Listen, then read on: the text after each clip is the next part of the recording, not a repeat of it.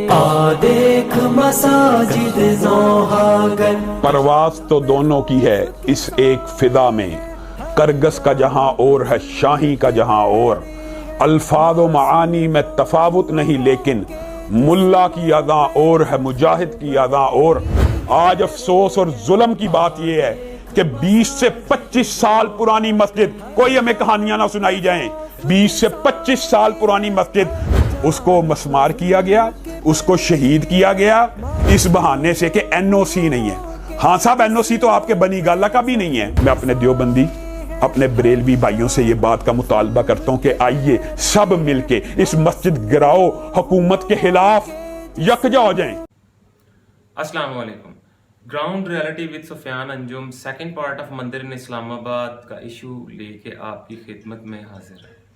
Second part اس لیے بنانا پڑا ہے کہ اس برے طریقے سے پاکستانی 24-25 کروڑ عوام کے جذبات اور احساسات کا کیا جناب ان کے گلے کے اوپر پاؤں رکھ کے وہ یہ احساس دلایا جا رہا ہے، انہیں باور کروایا جا رہا ہے کہ ہم لوگ جب چاہیں جہاں چاہیں جیسے چاہیں ہم کر سکتے ہیں، اور انڈین کی 12-15 کروڑ مسلمان عوام کو یہ میسج دیا جا رہا ہے کہ وہاں بے شک یہ لوگ تمہیں تلواروں سے تمہارے ٹکڑے کر دیں، گولیوں سے بھون دیں، تمہاری عورتوں بچیوں کے ساتھ یہ ریپ کر کے ان کے مخصوص اعضاء کے جن کا نام لینا بھی مناسب نہیں انہیں کاٹ کے یہ گلیوں کے اندر رکھ دیں، تمہاری حاملہ عورتوں کے پیٹ تلواروں اور خنجروں سے کاٹ کے ان میں سے بچے نکال کے تو انہیں رسیوں کے ساتھ یہ الٹا لٹکا دیں، تمہاری سینکڑوں ہزاروں مساجد کو یہ توڑ دیں اور مندروں میں تبدیل کر دیں، تمہاری بابری مسجد کے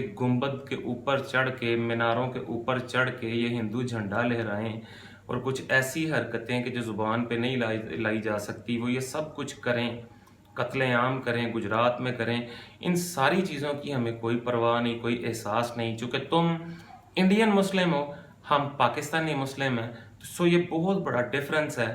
تو یہ سب کچھ تمہارے ساتھ کریں، ہم اس کے قطع نظر ہم تو انہیں جناب اپنے پاکستان کے ملک یعنی دارالخلافہ جس کا نام اسلام آباد ہے اس میں مندر بنانے نہیں، بنا کے دیں گے، کھربوں روپے کی پراپرٹی بھی دیں گے، زمین بھی دیں گے اور کروڑوں روپیہ اوپر آپ کی کنسٹرکشن کے اوپر لگا کے آپ کو تعمیر بھی کر کے دیں گے۔ میرے دوستو، ٹی وی کے اوپر آج کل کچھ منافق اور لبرل قسم کے لوگ جو ہیں وہ کیمرے کے سامنے صبح دوپہر شام یہ راگ الاپ رہے ہیں کہ مندر بننا چاہیے، اور اپنے جیسے ہی لبرل علماء سے یہ مثالیں بھی لے کے آتے ہیں اور مثالیں دیتے ہیں کہ جی وہ آپ صلی اللہ علیہ وسلم کے دور میں عیسائی آئے، انہوں نے کہا عبادت خانہ نہیں ہمارے لیے، ہم کہاں جائیں، آپ صلی اللہ علیہ وسلم نے اپنی مسجد دے دی کہ آپ اس میں اپنی پرے کر لو، اس طرح کے یہ مثالیں دے رہے ہیں۔ میں نے یہ کہنا چاہتا ہوں کہ اس کے ساتھ کچھ مثالیں اور بھی ایڈ کر لو اور وہ بھی بتایا کرو۔ یہ کیوں نہیں بتاتے کہ فتح مکہ کے موقع کے اوپر خانہ کعبہ میں سے آپ صلی اللہ علیہ وسلم نے بتوں کو توڑا، بتوں سے پاک کیا، حالانکہ یہاں معاملہ یہ نہیں تھا کہ بت نئے سرے سے رکھنے ہیں انہوں نے، یا یہ معاملہ بھی نہیں دیکھا گیا کہ چلو جو پہلے پڑے ہوئے ہیں اس کی گنجائش صاف کر دیا گیا۔ یہ مثال کیوں نہیں دیتے کہ مکہ اور مدینہ میں غیر مسلم کے داخلے پر ممانعت یعنی ناٹ الاؤڈ، منع نہیں داخل ہو سکتا۔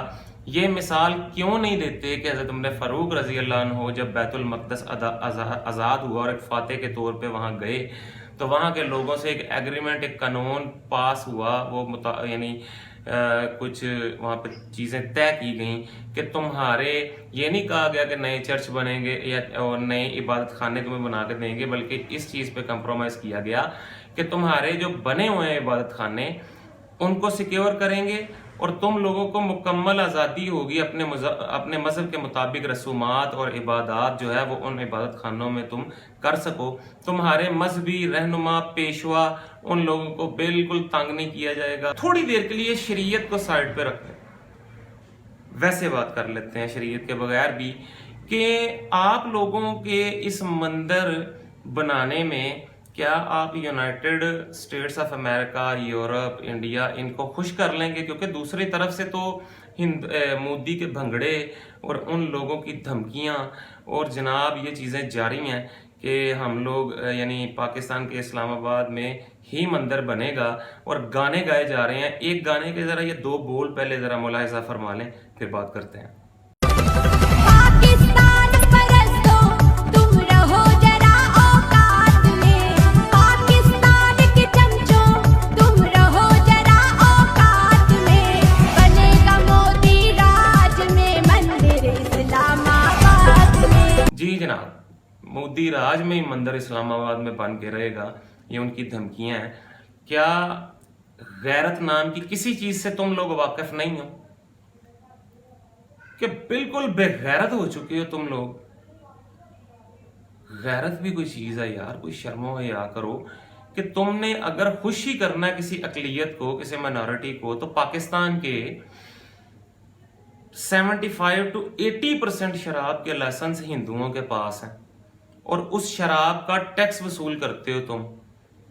کچھ مدت کے لیے اس ٹیکس میں کمی کر دو، یا کچھ لمیٹڈ ٹائم کے لیے اس ٹیکس کو ختم کر دو. جیسے یہ networks, mobile networks کے بارے میں نہیں ہم سنتے کہ یہ آفر محدود مدت تک ہے، تو ایسی محدود مدت تک ان کو یہ ٹیکس معاف کر دو. یہ اتنی مدت میں کروڑوں اربوں روپیہ جمع کر سکتے ہیں بڑے کم ٹائم میں، اور پھر یہ اس کو جو ہے ان کا اسلام آباد میں سید طور پہ ان کا ایک مندر موجود ہے، اس کو ریکنسٹرکٹ کر لیں، اس کو مینٹین کر لیں، اس کو توسیع کر لیں.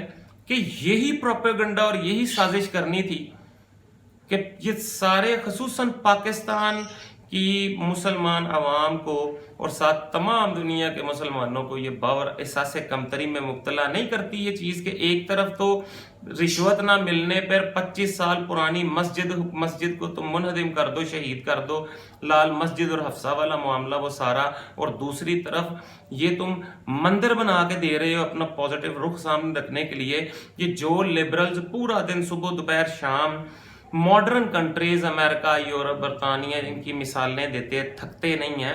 ان ممالک میں ایک مسجد دکھا دو کہ جو گورنمنٹ نے تعمیر کر کے دی ہو، ایک مسجد دکھا دیں کہ جس کی زمین گورنمنٹ نے دی ہو یا فنڈ دیا ہو. ہم اگر اپنے دین اور شریعت کو سامنے رکھتے ہوئے، اپنے ملک کے قانون آئین کو سامنے رکھتے ہوئے، اپنی غیرت کو سامنے رکھتے ہوئے ایک مطالبہ کرتے ہیں کہ دارالخلافہ میں یا اسلام آباد میں نیا مندر نہیں بنے گا، تو کیا ہم پہ یہ ٹھپا ایکسٹریمسٹ کا لگے گا کہ ہم سپریمسٹ ہیں، ایکسٹریمسٹ ہیں، ریسسٹ ہیں؟ ہم پہ ہی لگے گا؟ چائنا پہ، رشیا پہ، امریکہ میں، سویڈن میں، کینیڈا میں، پیرس میں، ان پہ کبھی کرٹیسائز کوئی نہیں کرے گا؟ یونائٹڈ نیشنز، یہ پوری دنیا کے علمبردار انسانیت کے، ان کے کسی ایک ملک میں دکھا دو کہ اس طرح سے مسجد بنی ہو. پھر پاکستان میں ان کا درخواست دینا اور حمایت کرنا اس چیز کی کہ نہیں ان کو جگہ دو، تو یہ نظر نہیں آتا کہ ایک سازش، ایک پروپیگنڈا پاکستان کے خلاف کیا جا رہا ہے. تم لوگوں کو عقل نہیں ہے.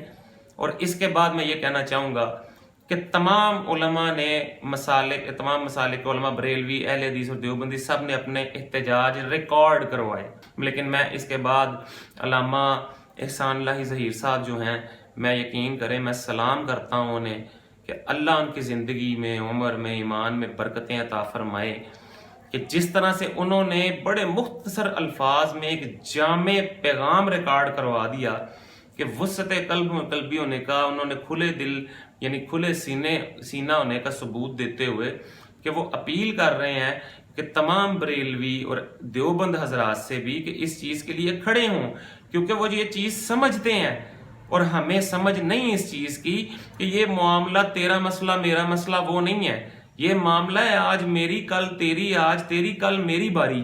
آج دیوبند کی مسجد گرے گی، کل کو بریلوی کا مدرسہ یہ لوگ گرائیں گے، اور پرسوں کو اہل حدیث کی مسجد مدرسہ یہ گرائیں گے. کوئی کچھ نہیں کر سکے گا. اہل حدیث کروڑوں کی تعداد میں آ جائیں، لیکن دوسرے مسالک کو پلیٹ فارم پہ اپنے ساتھ اکٹھا کرنے کے بغیر کچھ نہیں کر سکتے. دیوبند کروڑوں کی تعداد میں آ جائیں، یہ دوسرے مسالک کو ساتھ ملانے کے بغیر کچھ نہیں کر سکتے. ایسے بریلوی بھی دوسرے مسالک یعنی یونٹی، اتحاد کے بغیر سب کے یہ کچھ نہیں کر سکتے. یہ چیز سمجھنی ہوگی ہم سب کو کہ مسالک اور مسائل کے اختلاف کو پیچھے رکھنا پڑتا ہے، کچھ معاملات میں وہاں پہ مل کے کام کرنا پڑتا ہے۔ ختم نبوت والا مسئلہ جو ہے یہ تمام امت کا، تمام مسلمانوں کا مسئلہ، کسی ایک مسلک کا نہیں۔ آسیہ ملونہ والا معاملہ کیا اکھاڑ لیا تم لوگوں نے؟ ابھی یہ بحث چل رہی ہے، وہ قادیانی بک سیلر جو توہین رسالت کا مرتکب ہے اس کو بھی آزاد کروانے کی کوششیں ہو رہی ہیں۔ کیا کر لو گے تم لوگ اکیلے؟ یہ سارے معاملات، ان میں وہ توحید مسجد 25 سال پرانی انہوں نے شہید کر دی، کیا کر لیا دیوبند حضرات نے۔ لیکن میں علامہ صاحب جو ہیں، میں یقین کریں معترف ہوں ان کے کردار کا، ان کی بات کا۔ یہ تبلیغی جماعت کے موقف پہ بولے اور ٹھا کر کے لگی ان کی، یعنی انہوں نے بول کے دکھایا کہ کیسے احتجاج ریکارڈ کرواتے ہیں۔ ابھی یہ توحید مسجد والے معاملے پہ یہ بولے، مندر والے معاملے پہ بولے، زبردست۔ الحمدللہ اللہ پاک نے ایسے علماء ہمیں دیے ہیں۔ علامہ خادم حسین رضوی صاحب بہت بڑے عالم دین ہیں، بہت بڑے عالم دین ہیں، علم رکھنے والے ہیں، لیکن ایک چیز میں شاید ان سے بھی تھوڑی کوئی مسٹیک ہو رہی ہے کہ یہ ختم نبوت والے معاملے پہ بھی جب یہ نکلے تو انہوں نے خاص مسلک بریلوی کو کال کیا۔ کیا کر لیا یار؟ کوئی بہت بڑی اچیومنٹ نہیں ہے، یاد رکھنا، کچھ اچیو نہیں کیا بہت بڑا۔ اللہ ان کو ان کے مقصد میں کامیاب کرے۔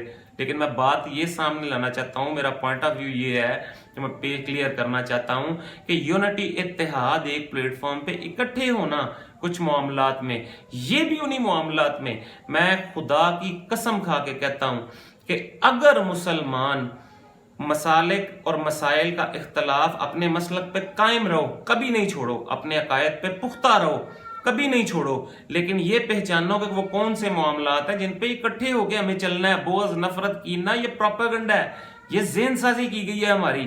اگر یہ تینوں مسلک ایک پلیٹ فارم پہ اکٹھے ہوتے ہیں کسی معاملے میں، یا ایسے کسی مسجد کے منہدم کرنے پہ یا یہ مندر بننے پہ یہ اکٹھے ہو کے باہر نکلتے ہیں، تو خدا کی قسم کسی مسجد یا مدرسے کی پورے کی یعنی منہدم یا شہید کرنا تو دور کی بات، یہ مسجد اور مدرسے کہ ایک اینٹ کے اوپر لگی گرد کے ایک ذرے کو بھی یہ ہلا نہیں پائیں گے۔ اس بات کو سمجھیں، باہر نکلیں اور احتجاج ریکارڈ کروائیں۔ یہ کچھ علماء کی میں آپ کو شارٹ کلپس سناتا ہوں کہ علامہ ظہیر احسان الہی صاحب جو ہیں انہوں نے کیا بیان دیا ہے اور باقی علماء کیسے بیان دے رہے ہیں۔